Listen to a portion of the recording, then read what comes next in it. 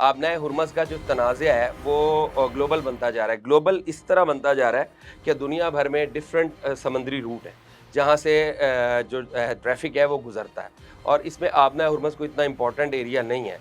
सबसे पहले तो आपको ये बता दें कि आबनाए उर्दू में जो हम लफ़्ज़ इस्तेमाल करते हैं, हमारे यहाँ लोगों को पता नहीं है, अंग्रेज़ी में स्ट्रेट, उर्दू में आबनाए, ये फ़ारसी का ही लफ़्ज़ है।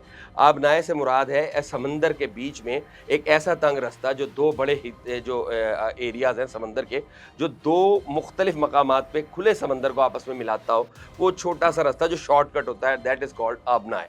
अब दुनिया में सबसे बड़ी जो आबनाए है, वो आबनाए मलाका है, इंडोनेशिया की। उसमें दुनिया की 40% ट्रेड होती है, यानी कि दुनिया के 40% कमर्शियल और नॉन कमर्शियल जहाज़ गुज़रते हैं। 40% सिर्फ़ कमर्शियल जहाज़ गुज़रते हैं, हज़ारों नॉन कमर्शियल जहाज़ भी गुज़रते हैं वहाँ से।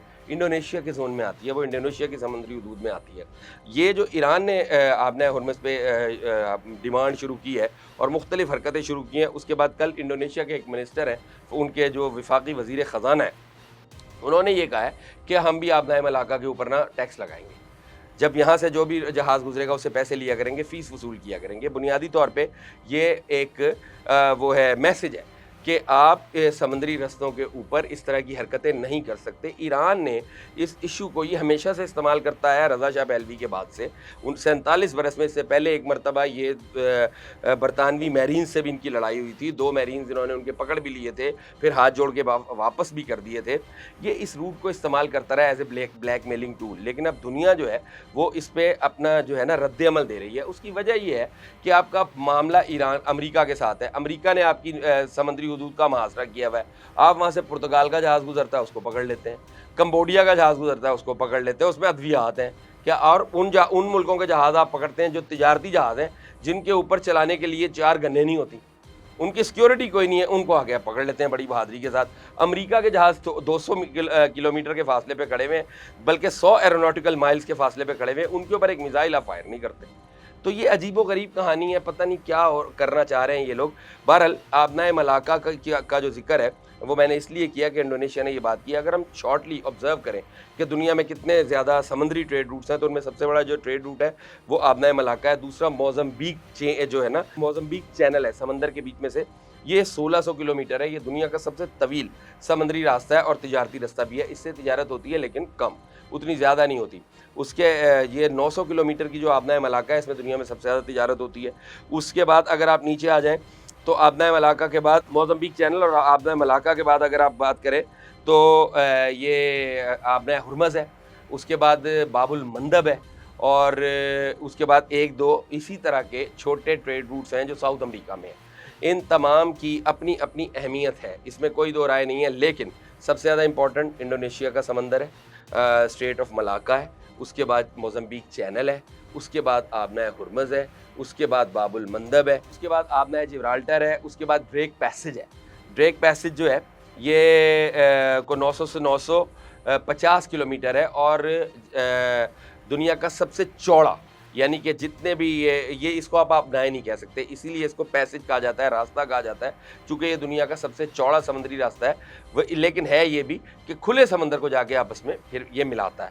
तो इस वक्त दुनिया जो है वो इन चीज़ों पे बात कर रही है और ये सवाल बड़ी शिद्दत के साथ उठाया जा रहा है कि जनाब ये समंदरी रास्ते जो हैं, चूँकि ये कुदरत के बनाए हुए हैं, दुनिया में सिर्फ नहर स्वेज़ और नहर पनामा, ये 2 ऐसे समंदरी रास्ते हैं जो इंसानी हाथों के बनाए हुए हैं। उन मुल्कों ने, मिस्र ने और पनामा ने बनाए हैं।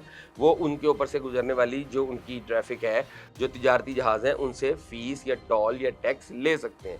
लेकिन जो कुदरती रास्ते हैं, उनको आप नहीं छेड़ सकते।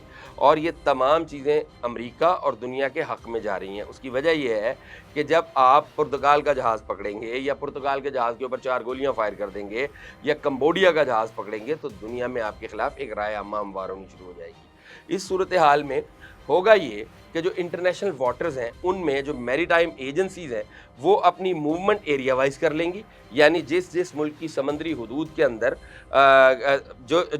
हर मुल्क की जो समंदरी हदूद है, उसके अंदर उनकी मिलिट्री या उनकी नेवी ऑपरेट करेगी। इसमें कोई शक नहीं है, वो उसके अंदर किसी दूसरे को बग़ैर इत्तला के या किसी दुश्मन को दाखिल नहीं होने देंगी। लेकिन तिजारती रास्ते जो हैं, ये फ्री ज़ोन करार दे दिए जाएंगे और इनको हो सकता है आने वाले दिनों में जो इंटरनेशनल मैरीटाइम एजेंसीज़ हैं, सिर्फ वो कंट्रोल करें।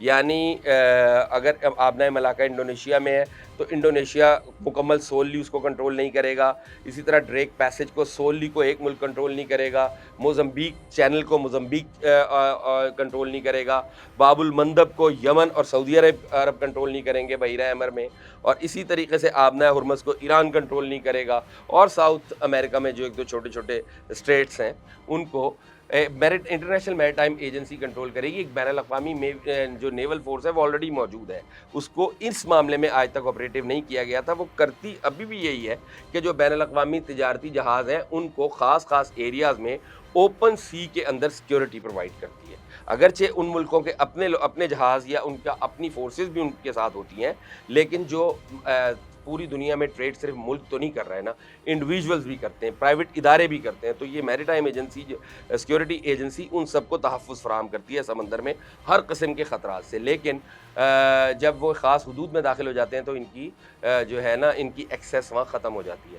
لگتا یہ ہے کہ یہ ایکسیس بڑھا دی جائے گی اور یہ سب ایران کی وجہ سے ہوگا، اور اس میں مزیداری کی بات یہ ہے کیونکہ باقی تمام ملک متنازعہ نہیں ہیں، لہٰذا ان کی باتیں مان لی جائیں گی۔ ہو سکتا ہے کہ اپنا ملاقہ سے گزرنے والے جہاز تھوڑے بہت پیسے دینا شروع کر دیں انڈونیشیا کو، چونکہ انڈونیشیا کا مسئلہ اور بھی ہے، ان کے پاس دنیا کی ایڈوانس ترین ایس ایس جی فورس ہے، یعنی کہ کمانڈوز دنیا کے سب سے اچھے، پاکستان کے بعد سب سے اچھے کمانڈوز ہیں ان کے پاس، ان دنیا کی خطرناک ترین، افیکٹو ترین اور شارپ ترین جو آرمڈ فورسز ہیں ان میں سے ایک ہے انڈونیشیا، تو ان کے پاس یہ اسکل بھی ہے، یہ ایبلٹی بھی ہے کہ دے کین فائٹ، وہ بڑے آرام سے اپنا تحفظ بھی کر سکتے ہیں، اور اگر انہوں نے وہاں سے گزرتے ہوئے جہازوں سے فیس لینی ہوگی تو وہ لے بھی لیں گے، ان کے پاس ان کو یہ ساری چیزیں آتی ہیں۔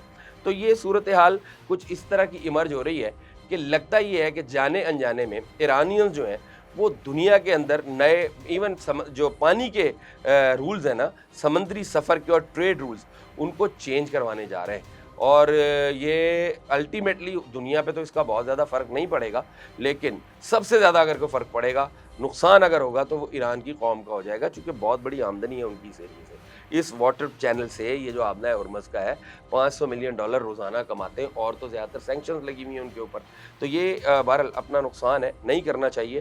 اور یہ جو ہوتا ہے نا، آپ پہلے ایک جو ہے فساد کھڑا کریں اور پھر اسی فساد میں سے اپنی سیفٹی تلاش کریں، یہ ہمیشہ کامیاب نہیں ہوتا۔